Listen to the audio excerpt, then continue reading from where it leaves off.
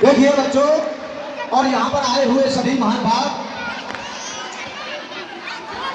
आज के इस पावन अवसर पर हमारे बीच गांव लोहा कनेरा के एक बहुत ही ओजस्वी ऊर्जावान प्रवक्ता श्रीमान भूरी सिंह मास्टर साहब मौजूद हैं।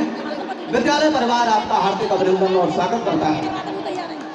हमारे गांव का या आसपास के क्षेत्र का कोई भी सामाजिक कार्यक्रम होता है, आप उसमें अपनी महत्वपूर्ण भूमिका अदा करते हैं। आप इस क्षेत्र के एक सरकारी वक्ता बन चुके हैं। आपकी ओजस्वी वाणी कार्यकर्ताओं में एक नया जोश पैदा कर देती है। हम कई वर्षों से, बचपन से ही आपको सुनते चले आ रहे हैं।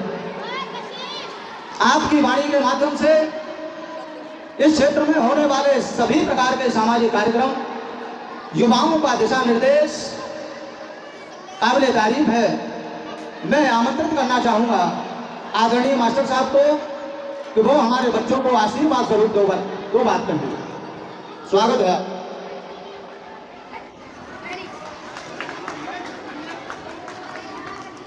देखिए, सर्वप्रथम कुछ कहने से पहले माँ सरस्वती के चरणों में नतमस्तक। इसके तत्पश्चात महोत्सव के संचालक महोदयों को मैं धन्यवाद देता हूँ कि मुझे मंच पर बोलने के लिए आमंत्रित किया, मेरा सम्मान किया। नहीं तो मुझे उम्मीद नहीं थी, क्योंकि आप भी देख रहे हैं इस जमाने में बूढ़े और बूढ़े की कोई कीमत ना आती।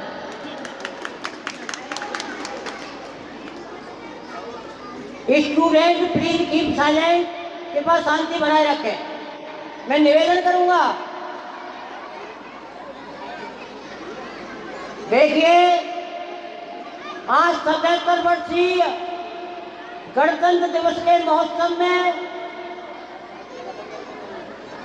हमारे पधारे सभी महान बाप, छात्र और छात्रा, विद्यालय के प्रबंधक, हमारे बाबू खान, पत्रकार बंधु। देखिए, ये गणतंत्र दिवस क्यों मनाया जाता है। देश का बच्चा बच्चा जानता है कि 15 अगस्त 1947 को देश स्वतंत्र हुआ था,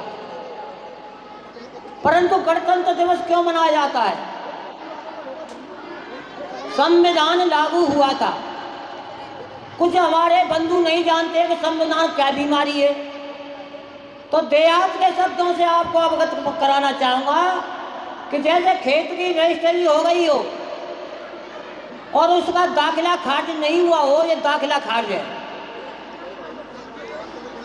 दूसरे शब्दों में मैं ये भी जानकारी देना चाहूँगा कि देश के महान वीरों ने, अमर सपूतों ने अपने प्राणों की आहुति दी, प्राणों को बलिदान किया, प्राणों को न्यौछावर किया। उनकी याद को कायम करने के लिए हमें 26 जनवरी मनाते हैं। बंधुओं, हमारे देश में सूरमाई नहीं बल्कि वीरांगना भी पैदा हुई है, लक्ष्मीबाई का।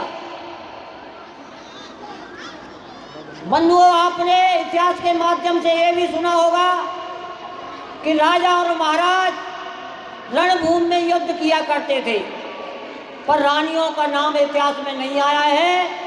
वो इतिहास में आया है तो महारानी लक्ष्मीबाई का नाम आया है। बंधुओं, महारानी लक्ष्मीबाई भी अंग्रेजों से नहीं लड़ना चाहती थी, फिर महारानी लक्ष्मीबाई की मजबूरी हो गई थी, क्योंकि महारानी महल में निवास कर रही थी कि अचानक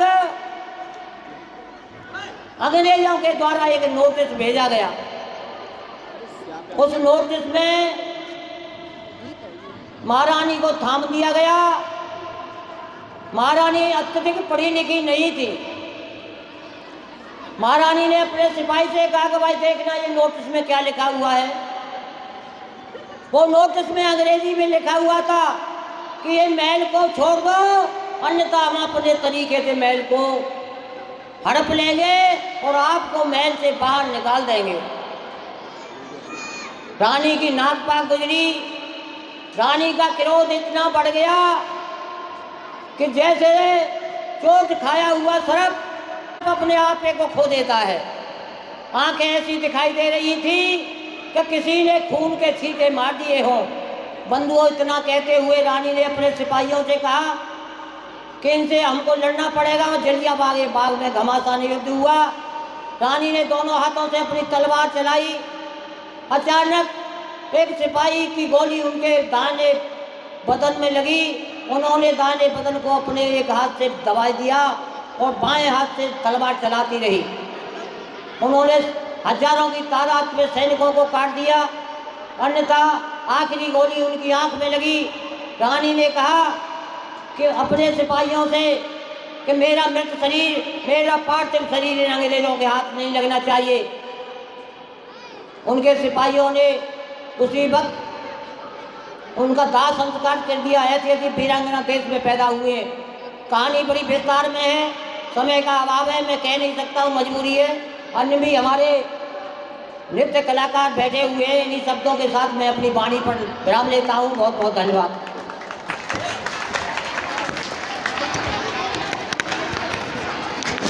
आपका बहुत बहुत धन्यवाद।